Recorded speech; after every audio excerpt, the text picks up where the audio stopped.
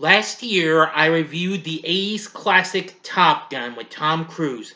And after such a long wait, we finally get a sequel as I just saw Top Gun Maverick, now playing in theaters. But is this long awaited sequel as good as they say it is? Or is it just in for an instant crash landing after being shot down?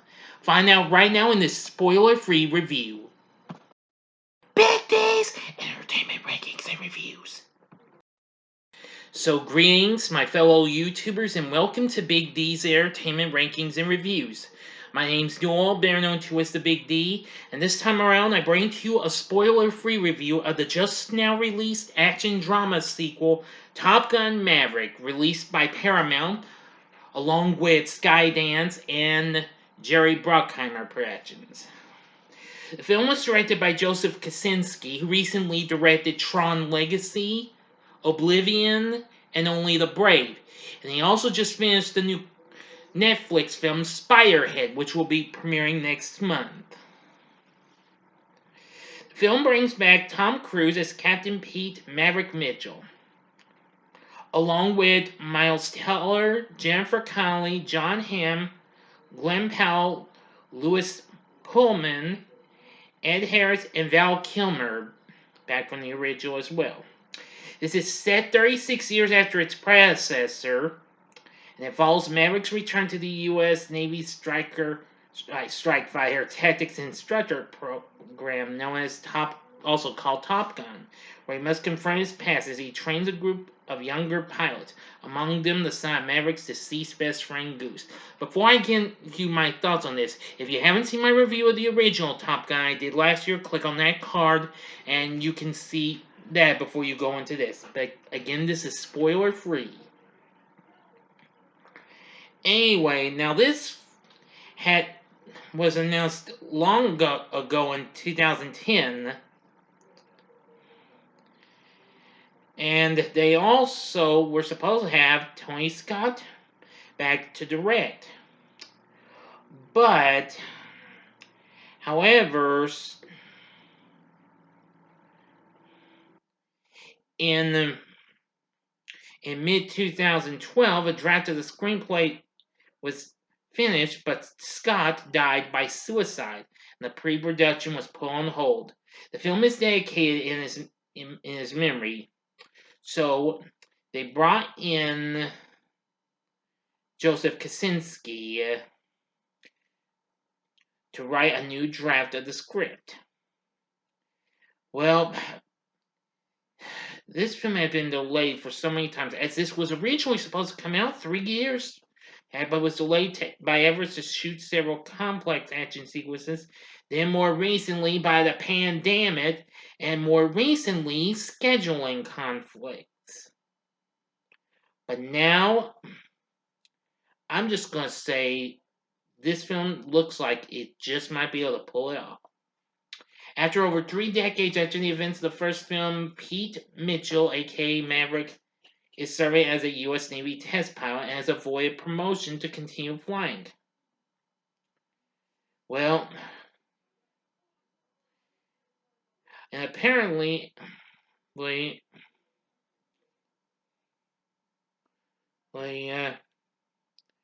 after Maverick decides to push further into hypersonic speed on the Dark Star Scram Project program, well, Rear Admiral Chester Kane Hammer, this Hammer you know by, well, insists on grounding him, but he has been ordered to NAS North Island by his friend and former rival Admiral Tom Kazansky, aka Iceman, the commander of the U.S. Pacific Fleet.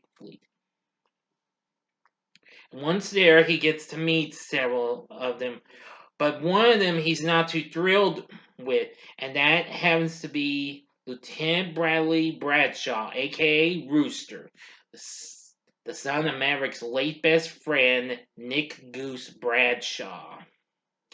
Yeah. But anyway, that's all I'm going to tell you on the story.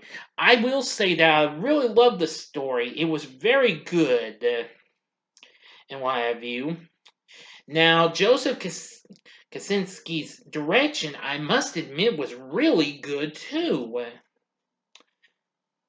Now, as much as the predecessor to this had a lot of action sequences, and making this just a little bit of a big step up from the first one. Visuals were good. Yes, I agree with critics on. I agree with the critics on everything on this. The emotional weight of this was really good too, and so were the performances we got from the cast.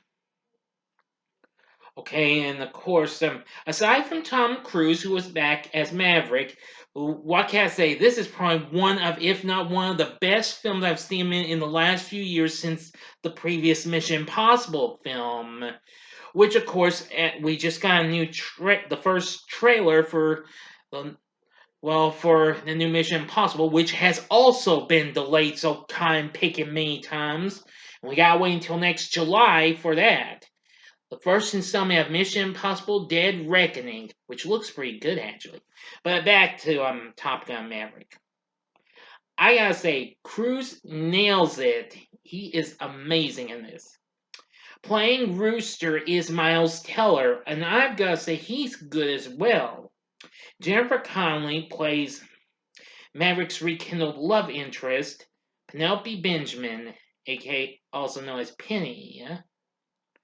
John Hamm plays Vice Admiral Bo Simpson, aka Cyclone.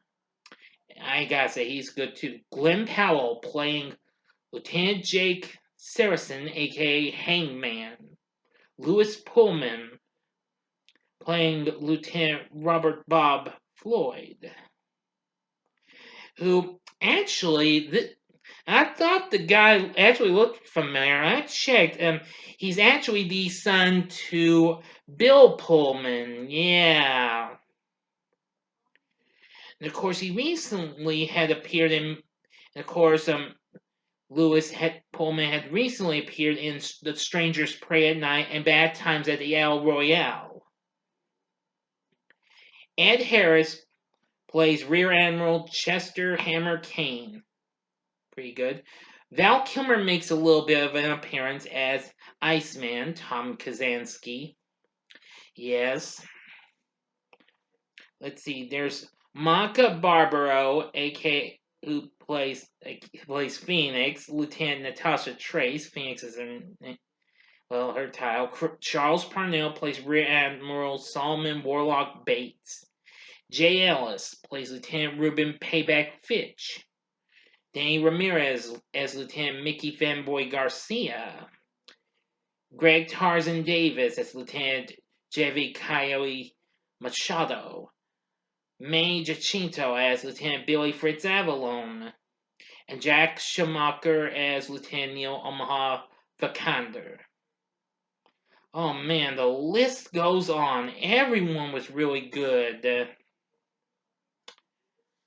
Now, we do get archive footage of some of the actors from the first film, like Anthony Edwards and Meg Ryan as Goose and Carol, and Kelly McGillis as Charlie. But of course, that's just an archive footage, not they didn't make actual appearances. Now, the music for this, the score is actually pretty good, done by Harold Faltermeyer, along with Hans Zimmer and Lady Gaga, who actually happened to have a song in this movie called Hold My Hand. Also, the band One Republic appeared on the soundtrack doing I Ain't Worried. They actually did feature some of the music from the original movie, like, of course, the ever popular Danger Zone by Kenny Loggins. Yes. Let me see. Which is actually on the soundtrack, as a matter of fact. Let's see. And of course, there's the Top Gun anthem. Really something. So I've got to give the score and music credit as well. So, anyway, I'm really impressed with Top Gun Maverick. This is definitely a big step up. It's already gotten good response. It's currently at 97% on the tomato meter at Rotten Tomatoes, which makes it much better than the than the 56%, unfortunately, Ryan scored for its predecessor. I will say, it's really good. Everything was good.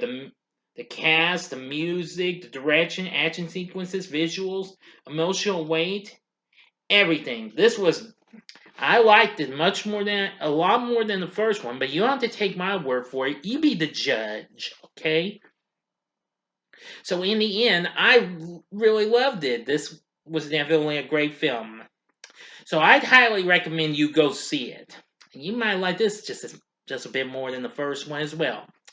So anyway, with everything said, I'm gonna give Top Gun Maverick 5 stars, which of course means on a scale of 1 to 10, I'm gonna give it a 10. Of course, because that's all I can give if it's got 5 stars. Oh boy. Okay, now what are your thoughts on Top Gun Maverick? Please tell me in the comments section below. If you like this video, consider clicking the like button, subscribe to my channel, and be a part of the Big D Nation. And stay tuned, I will have another video coming up soon. Plus, my rewatches and first time watches rankings will be coming up soon as well. So thanks for watching, and if you like this, consider checking out my reviews for these other films that I had recently done spoiler-free reviews of. In the upper left-hand corner is my review of Doctor Strange in the Multiverse of Madness, which is pretty good, but it's going to be a tough decision to decide whether this or Top Gun Maverick is my top favorite first-time watch of this month. Boy, this is going to be a tough one.